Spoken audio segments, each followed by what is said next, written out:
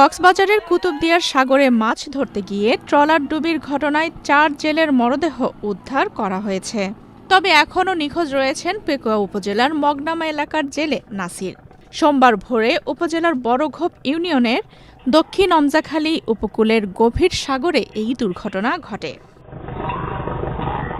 স্থানীয় সূত্রে জানা গেছে, বড়ঘোপ দক্ষিণ অমজাখালী এলাকার নুরুল আফসারের মালিকানাধীন FB ফকিরা মসজিদ নামের মাছ ধরা ট্রলারটি ১২ জন মাঝি মল্লা নিয়ে সাগরে মাছ ধরতে যায়। সোমবার ভোর ৪:৩০টার দিকে ট্রলারটি ডুবে যায়। এ সময় ট্রলারে থাকা ৭ জেলে জীবিত উদ্ধার হলেও ৫ জন নিখোঁজ হন। পরে স্থানীয় জেলেরা ডুবে যাওয়া ট্রলারটি আরেকটি মাছ ধরা বোটের সহায়তায় তীরে নিয়ে আসেন। তীরে আনার পর ট্রলারের ভেতর থেকে ৪ জেলের মরদেহ উদ্ধার করা হয়।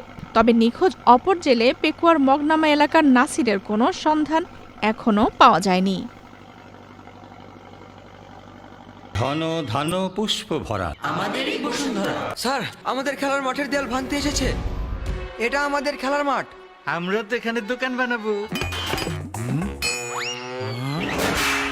কেমন দেয়াল! দেশের ১ নম্বর সিমেন্ট বসুন্ধরা সিমেন্টে তৈরি। দেশের ১ নম্বর সিমেন্ট বসুন্ধরা সিমেন্ট।